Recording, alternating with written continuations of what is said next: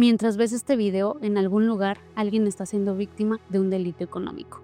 Lo más preocupante no es que esté ocurriendo, lo más preocupante es que esa persona probablemente todavía no lo sabe.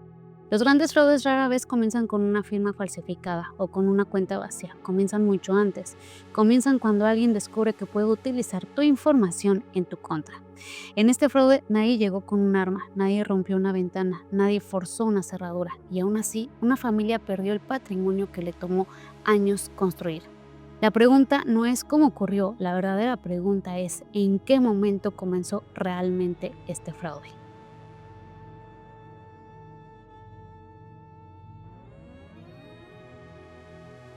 La mayoría de las personas creen que un fraude patrimonial empieza cuando alguien pierde una casa, una empresa o sus ahorros. Yo también lo pensaba hasta que comencé a estudiar cómo opera realmente la delincuencia económica. Y entendí algo que cambió por completo mi forma de ver estos delitos. En el momento en que una persona descubre que perdió su patrimonio, no es el inicio de la historia, es el final. Y si logramos entender por qué empieza realmente un fraude, también podemos detenerlo antes de que destruya el patrimonio, la reputación o la libertad de una persona. Así que abramos el expediente. En el 2024, en el estado de Puebla, una pareja salió de su casa para realizar el pago del predial. Pensaban que sería un trámite más, como el que hacen miles de familias todos los años. Pero al llegar a la ventanilla descubrieron algo que jamás imaginaron. La vivienda donde habían vivido durante años ya no aparecía registrada a su nombre. De acuerdo con la denuncia pública difundida por los medios de comunicación, alguien habría utilizado documentos y trámites relacionados con escrituras para transferir el inmueble a terceras personas. Es un caso donde también se señalaron presuntas irregularidades notariales. Y aquí viene la parte más inquietante: la familia seguía viviendo en la casa, no la habían abandonado, no la habían puesto en venta, no la habían entregado las llaves. Y aún así, legalmente había ocurrido un cambio que ellos nunca autorizaron.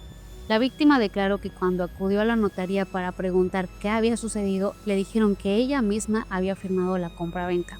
Pero ella respondió: yo jamás he pisado esa notaría, no conozco al notario, no conozco al Infonavit ni a los supuestos compradores. Imagínate escuchar esto sobre una casa que ha sido tuya durante años. Cuando escuchamos de un caso como este, casi siempre ponemos nuestra atención en el desenlace, en la escritura, en el trámite, en el despojo. Pero creo que no deberíamos de poner nuestra atención allí. Nuestra atención debería de estar en lo que tuvo que pasar meses o incluso años antes para que alguien pudiera intentar apropiarse de un patrimonio ajeno.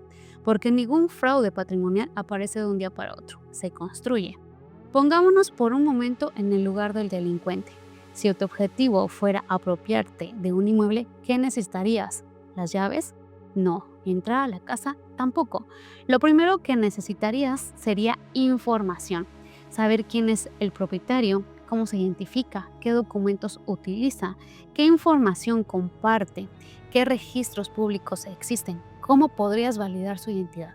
Y mientras más información obtienes, más posibilidades tienes de construir un fraude que parezca legítimo. Porque los delincuentes económicos no trabajan solamente con documentos, trabajan con información. Y hoy la información vale dinero. En distintos estados del país se han documentado casos donde aparecen elementos similares: suplantación de identidad, documentos falsificados, poderes apócrifos y presuntas irregularidades en trámites relacionados con inmuebles. Cambian las víctimas, cambian las ciudades, cambian los nombres, pero el patrón se repite. Parece que el verdadero inicio del fraude no está en la firma de una escritura, está mucho antes. Está en el momento en que alguien reúne la información suficiente para hacerse pasar por otra persona. Por eso digo que el fraude empieza mucho antes de que la víctima se dé cuenta. Los delincuentes económicos no necesitan de la violencia, solo necesitan que alguien baje la guardia.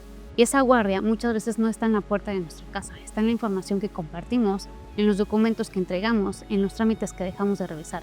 La buena noticia es que este tipo de riesgos pueden reducirse. Por ejemplo, revisa periódicamente que tu inmueble siga registrado a tu nombre. Verifica el estado jurídico de tus propiedades en el registro público correspondiente. Mantén actualizados tus documentos y tu testamento cuando aplique. Y si en tu estado existe la alerta inmobiliaria, actívala. Esta es una herramienta diseñada específicamente para evitar casos como el de la pareja de Puebla. Es un servicio que al inscribir tu propiedad, el sistema se convierte en un guardián digital. Si un notario corrupto o un delincuente intenta meter escrituras falsas o realizar cualquier movimiento de compra-venta sobre tu folio real, El sistema te enviará un correo electrónico o un mensaje de inmediato. Te avisa en tiempo real durante la fase de gestación del fraude, por ejemplo, cuando se tramita el aviso preventivo. Esto te da días o semanas de ventaja para congelar el trámite legalmente antes de que la casa cambie de dueño de las escrituras. Vivimos en una sociedad donde aprendimos a poner rejas, a instalar cámaras, a cambiar cerraduras, pero todavía no aprendemos a proteger algo igual de valioso: nuestra identidad, nuestra información, nuestra confianza.